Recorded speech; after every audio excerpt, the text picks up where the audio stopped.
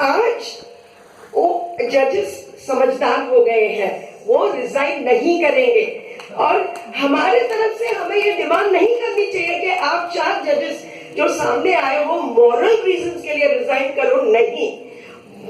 What happened in 1975, yes, historically those judges resigned and did us a favor, but today these 4 judges have done us a bigger favor by coming out and addressing the press, by showing that there can be transparency in the judiciary, by showing that people like you and me have a right to know what's going on inside the judiciary. So I condemn those people who are condemning the judges for having come out. They have a vested interest.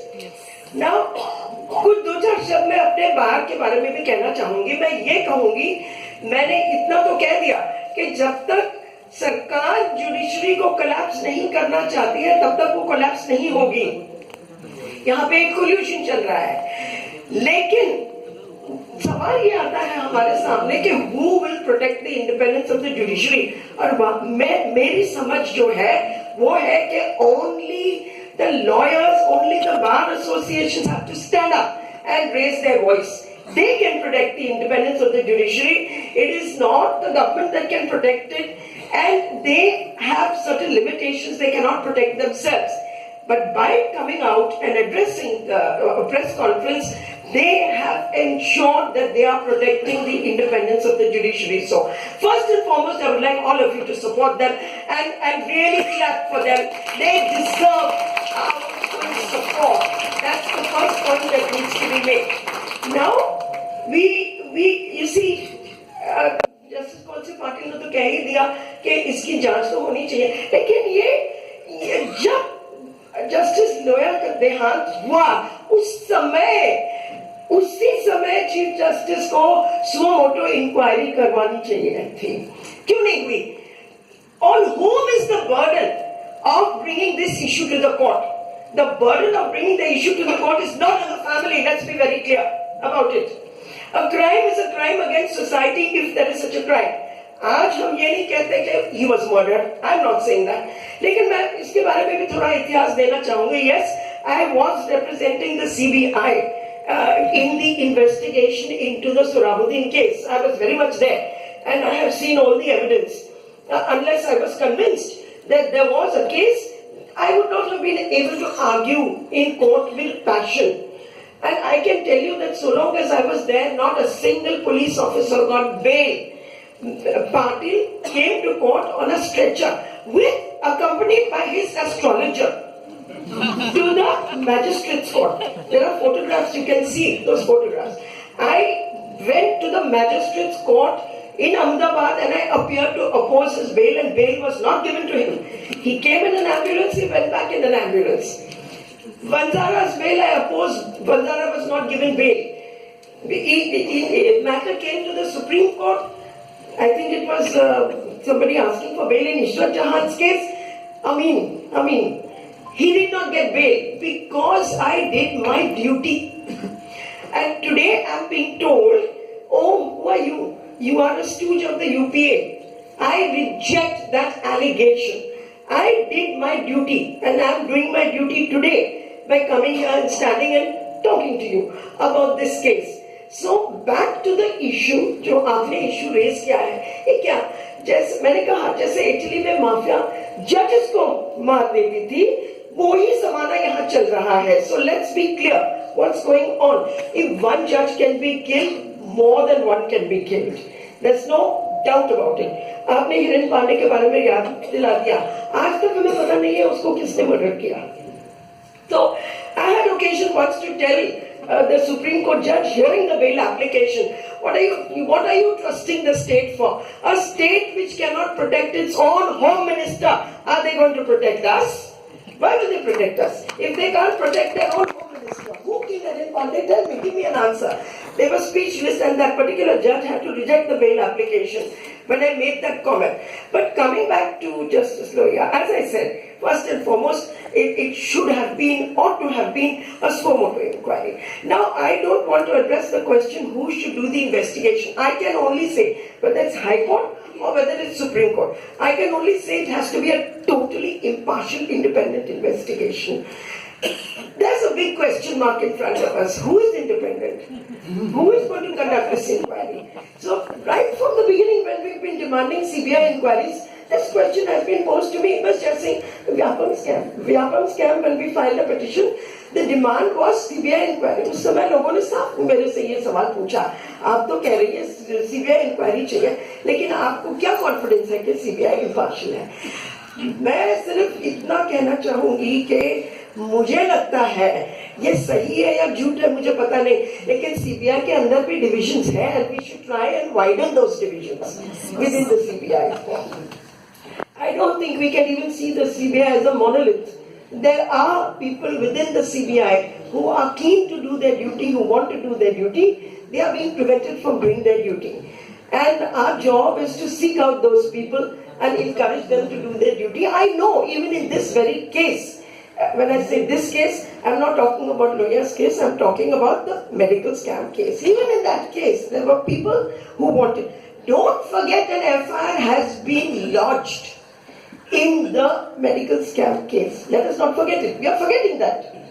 Okay? We are focusing all our attention on the Supreme Court, but there is today, till today, in spite of the fact that the PIL has been rejected, there is still an FIR sitting over there, lodged by the CBI.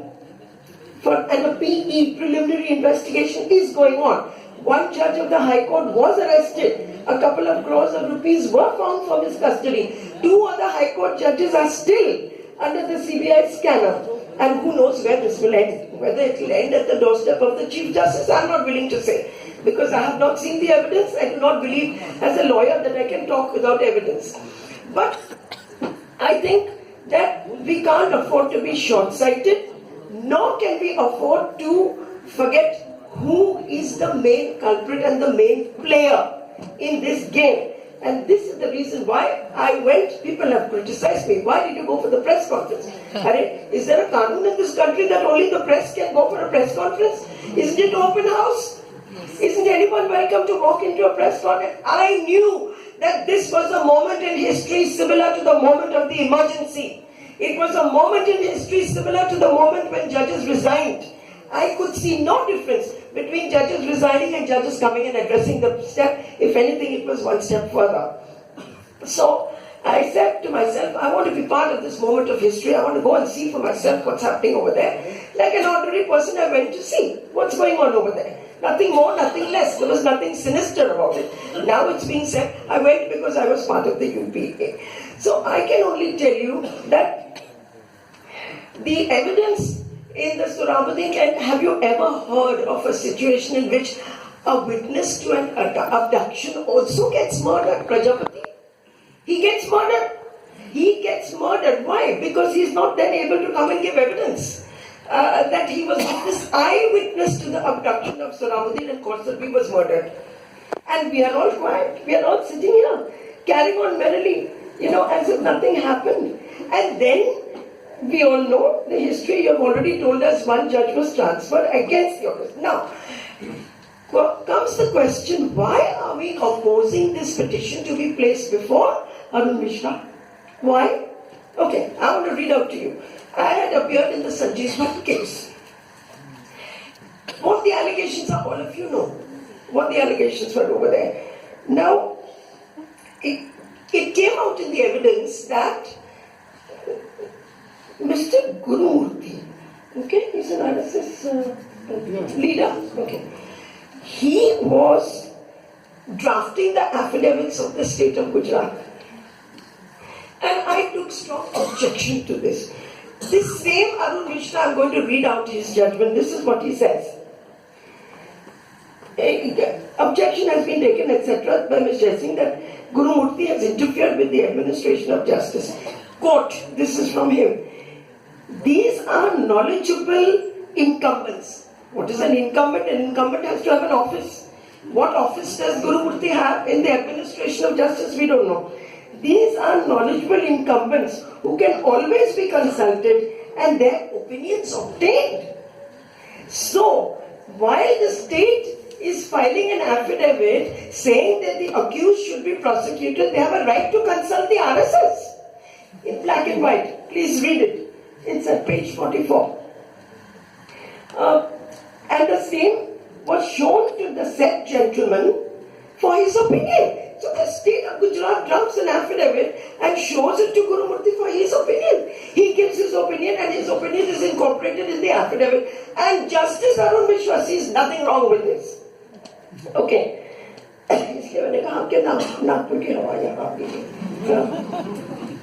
Same was shown to the said his opinion. He would not support the course of justice in any manner. He would not support the course of justice in any manner.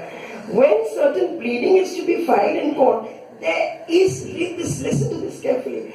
When a pleading has to be filed in court, there is no legal bar on consulting with appropriate persons of confidence, of having requisite knowledge.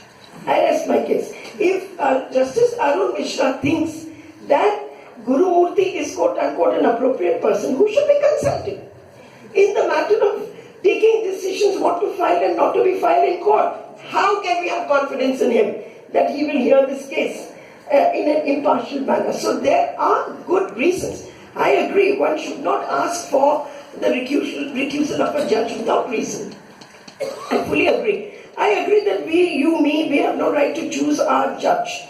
But we do have a right to demand that the administration of justice is not polluted from external sources. So today, people say, I think it was Tableen Singh, she put out a tweet today, and she said, oh, Mrs. Gandhi wanted a loyal judiciary, and we don't want to go down that road. So, what is the answer to that? The answer to that is, madam, your government also wants a loyal judiciary. That's why we are seeing what we are seeing in the country today. This is what it's all about. I would just like to end by saying at the end of the day, all governments want a quote-unquote loyal judiciary. And we are the only ones who can prevent this, this from happening. Thank you.